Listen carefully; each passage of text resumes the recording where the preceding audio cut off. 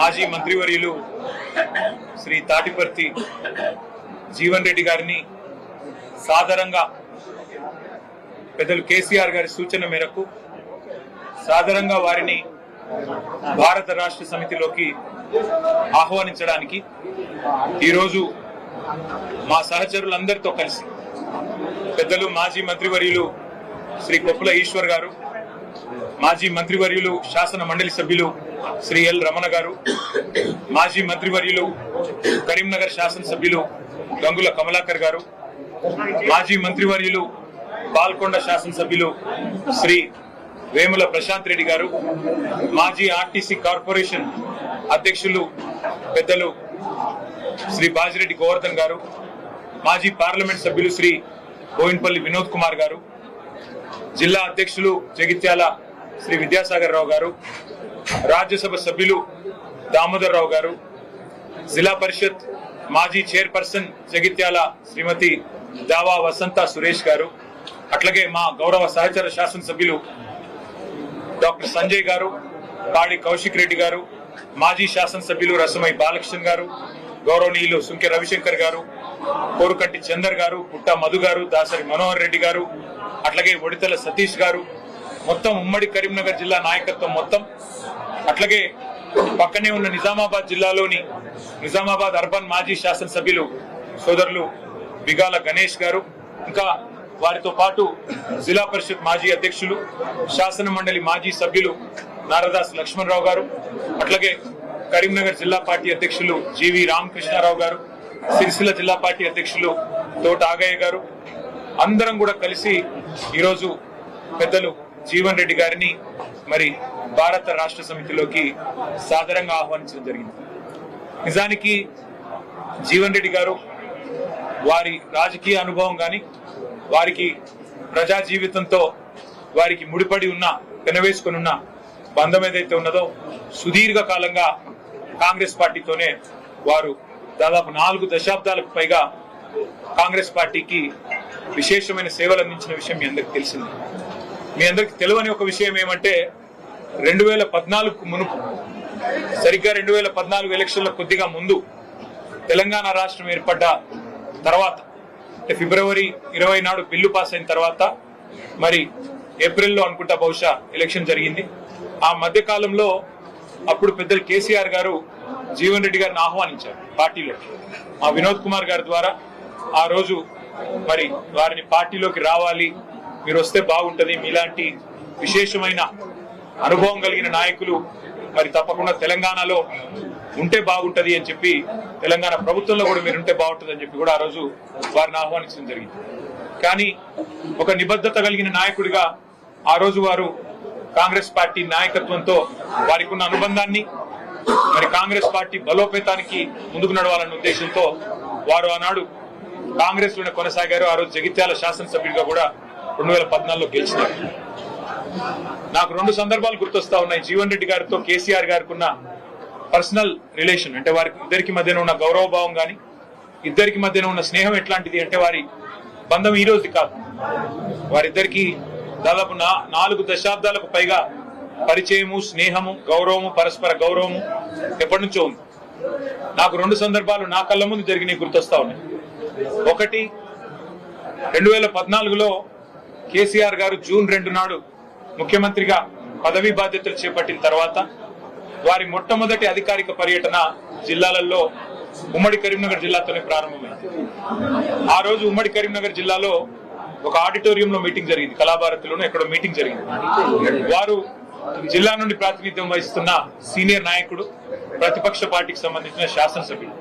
కానీ కేసీఆర్ గారు స్వయంగా ముందు జీవన్ రెడ్డి గారికి మైకునివ్వండి అని చెప్పి వారికి మైక్ అందిస్తే జీవన్ రెడ్డి గారు లేచి వారు స్ట్రైట్ గా అభినందనలు చెప్పి మరి పరస్పరం మరి ఒక్కసారి మీరు ఇప్పుడు గవర్నమెంట్ లో ఉన్నారు, మీకు అభినందనలు చెబుతూ జగిత్యాల ప్రజల తరపున నేను ఒకటి మిమ్మల్ని అడగదలుచుకున్నా అని చెప్పి వారు చాలా చిన్నది ఒక బోర్నపల్లి అనే గ్రామానికి సంబంధించి ఒక బ్రిడ్జ్ కావాలా, వెంటనే నాకు శాంక్షన్ కావాలని ఒక మాట చిన్నగా అడిగినాను.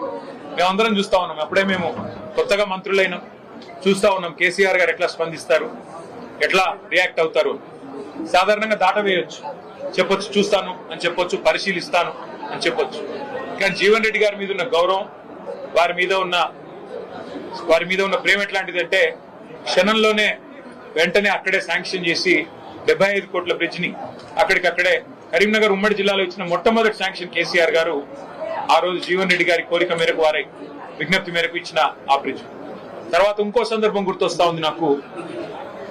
అసెంబ్లీలో జీవన్ రెడ్డి గారు ఎప్పుడు ప్రజా సమస్యల గురించి, ముఖ్యంగా రైతుల గురించి చాలా గట్టిగా మాట్లాడే నాయకుడు.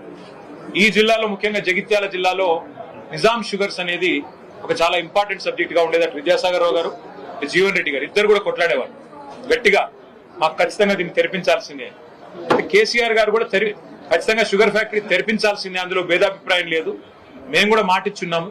కానీ పక్కనే ఉన్న మహారాష్ట్రలో, అప్పుడు పోచారం శ్రీనివాసరెడ్డి గారు వ్యవసాయ మంత్రి, పక్కనే ఉన్న మహారాష్ట్రలో సహకార వ్యవస్థలో కోఆపరేటివ్ ఫార్మాట్ లో చాలా బ్రహ్మాండంగా నడుస్తా ఉన్నాయి అక్కడ షుగర్ మిల్లులు.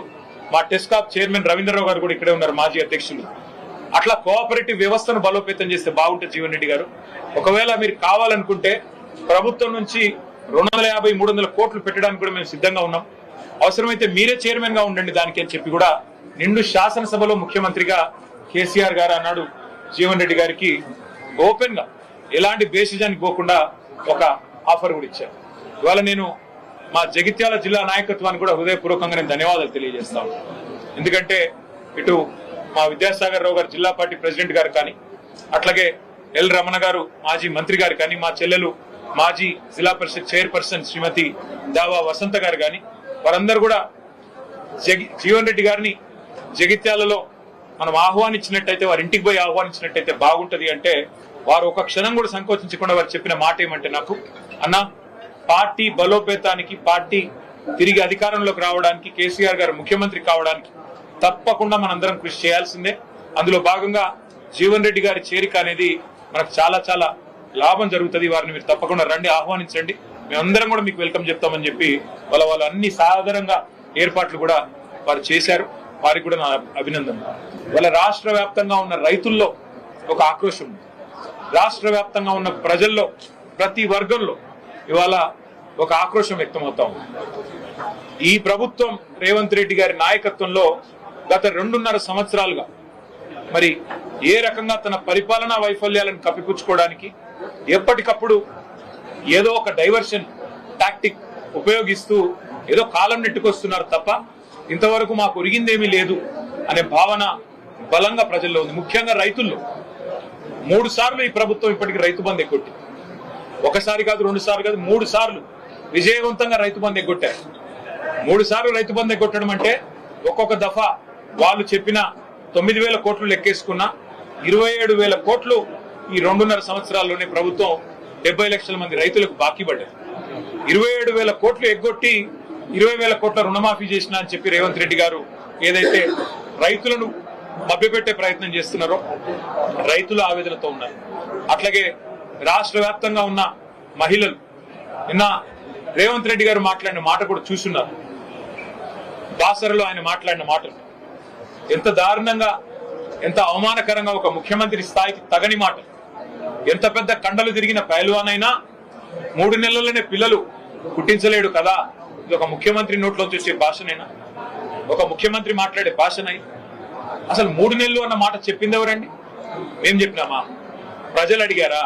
మీరే కదా సంతకాలు పెట్టింది, మీరే కదా రేవంత్ రెడ్డి గారు పిసిసి అధ్యక్షుడిగా, మీ బట్టి విక్రమార్క గారు సిఎల్పి లీడర్ గా 100 రోజుల్లోనే 6 గ్యారంటీలు అమలు చేస్తామని నొక్కి చెప్పింది మీరు, గ్యారంటీ కార్డులు ఇచ్చింది మీరు, ఆర్థిక పరిస్థితి మొత్తం మాకు తెలుసు అని చెప్పి ఉదరగొట్టింది మీరు. ఇవాళ ఏ ఒక్క హామీ అమలు చేయకుండా ఈ అపసవ్యపు మాటలు మాట్లాడుతున్నది మీరు. పెద్దలు జీవన్ రెడ్డి గారు లాంటి నికార్సైన కాంగ్రెస్ నాయకులను అవమానించి వారి ఆత్మగౌరవాన్ని దెబ్బతీస్తున్నది మీరు. ఇది ఒక జీవన్ రెడ్డి గారి విషయంలో కాదు నేను మాట్లాడుతున్నాను. నేను మొన్న డిప్యూటీ సీఎం బట్టి విక్రమార్క గారి కొడుకు పెళ్లికి పోయినా. ఒకరు కాదు, ఇద్దరు కాదు, ఒక 100-150 మంది కాంగ్రెస్ కార్యకర్తలు నా చేతిలో చేసి అన్న వచ్చేది మీ ప్రభుత్వమే. అది సందర్భము కాదు, రాజకీయ వేదిక కాదు, ఇంకోటి కాదు. ఎందుకు చెప్తా ఉన్నా అంటే కాంగ్రెస్ పార్టీ కార్యకర్తల ఆక్రోశమే ఇట్లా ఉంటే, సామాన్య కాంగ్రెస్ కార్యకర్తల ఆవేదన ఇట్లా ఉంటే, ఈ రాష్ట్రంలో రైతుల పరిస్థితి, ఈ రాష్ట్రంలో మహిళల పరిస్థితి, ఈ రాష్ట్రంలో పేదల పరిస్థితి, ఈ రాష్ట్రంలో 2 లక్షల ఉద్యోగాలని చెప్పి మీరు మీ చేతిలో మోసపోయిన యువత పరిస్థితి ఏ రకంగా ఉందో మనం అర్థం చేసుకోవచ్చు. సరే, ఇవాళ రేవంత్ రెడ్డి గారు అధికార మత్తులో, అధికారం ఉందనే అహంకారంతో ఇష్టారీతిన మాట్లాడుతుండవచ్చు. పెద్దలను కూడా కేసీఆర్ గారు అయితేనేమి, మరి తెలంగాణ కోసం గట్టిగా, కాంగ్రెస్ పార్టీ కోసం గట్టిగా కొట్లాడిన పెద్దల్ని కూడా అవమానించే తీరులో మాట్లాడుతుండవచ్చు. కానీ కాలం ఎన్నటికీ ఒక్కలాగా ఉండదు, అధికారం కూడా ఎన్నటికీ ఎవరిది ఒకరి సొత్తు కాదు. 10 ఏళ్లు ప్రజలు మాకు అవకాశం ఇచ్చారు, ఇవాళ 5 ఏళ్లు కాంగ్రెస్ పార్టీకి, రేవంత్ రెడ్డి గారికి ప్రజలు అవకాశం ఇచ్చినారు. మాకైతే సంపూర్ణమైన విశ్వాసం ఉంది. వారిని నేను కేసీఆర్ గారి తరఫున పార్టీలోకి ఆహ్వానించడానికి ఇక్కడికి వచ్చినాను. వారు సానుకూలంగా స్పందించారు. మాకు కేసీఆర్ గారితో నాకు వ్యక్తిగతంగా కూడా చాలా అనుబంధం ఉంది. కానీ మీరందరూ వచ్చారు, ఆహ్వానించారు, సంతోషం. కానీ ఒకసారి నేను కేసీఆర్ గారిని కూడా కలిసి ఈ రాబోయే 2-3 రోజుల్లో నేను నా నిర్ణయం తప్పకుండా చెప్తానని చెప్పి జీవన్ రెడ్డి గారు చెప్పారు. చాలా సంతోషం. నేను వారిని కోరేది ఒకటే, ఈ రాష్ట్రంలో రైతులు, ఈ రాష్ట్రంలో పేదలు తిరిగి వారి మొహంలో చిరునవ్వు రావాలి అంటే కేసీఆర్ గారు ముఖ్యమంత్రి కావాల్సిందే. తిరిగి మళ్ళీ కేసీఆర్ గారు బాధ్యతలు చేపట్టాల్సిందే, తెలంగాణను పట్టాలు ఎక్కించాల్సిందే. అందుకే వారి సహకారాన్ని నేను కోరుతా ఉన్నాను. మా సహచరులందరం కూడా కలిసి వచ్చి వారిని ఇవాళ ఉమ్మడి కరీంనగర్ జిల్లా, అట్లాగే ఉమ్మడి నిజామాబాద్ జిల్లాకు సంబంధించిన ముఖ్య నాయకులందరం కూడా వచ్చి వారిని సాదరంగా ఆహ్వానించాము. వారు పెద్దలు కేసీఆర్ గారితో కలిసిన తర్వాత మిగతా అన్ని విషయాలు కూడా ప్రజాహితాన్ని దృష్టిలో పెట్టుకొని, అల్టిమేట్ గా ఈ రాష్ట్ర భవిష్యత్తును దృష్టిలో పెట్టుకొని, తప్పకుండా జగిత్యాల జిల్లా ప్రయోజనాలు కూడా దృష్టిలో పెట్టుకొని వారు నిర్ణయం తీసుకుంటారని చెప్పి నేను ఆశిస్తా ఉన్నాను. వారికి తప్పకుండా మా వైపు నుంచి ఆహ్వానం మాత్రమే కాదు, పార్టీలో కూడా సముచితమైన స్థానము, గౌరవము, తప్పకుండా ప్రజల్లో వారికి ఉన్న గౌరవానికి, ప్రజల్లో వారికి ఉన్న గుర్తింపుకు తగ్గ విధంగా ఉంటుందని చెప్పి కూడా వారికి నేను విజ్ఞప్తి చేస్తూ, మరి ఈ రోజు వారు కూడా వారి సహచరులందరినీ పరిచయం చేశారు. చాలా ఓపికగా మమ్మల్ని రిసీవ్ చేసుకున్నందుకు పెద్దలు జీవన్ రెడ్డి గారికి కూడా హృదయపూర్వకంగా మా అందరి పక్షాన వారికి ధన్యవాదాలు తెలియజేస్తూ వారు స్పందించాలని కోరుతాం.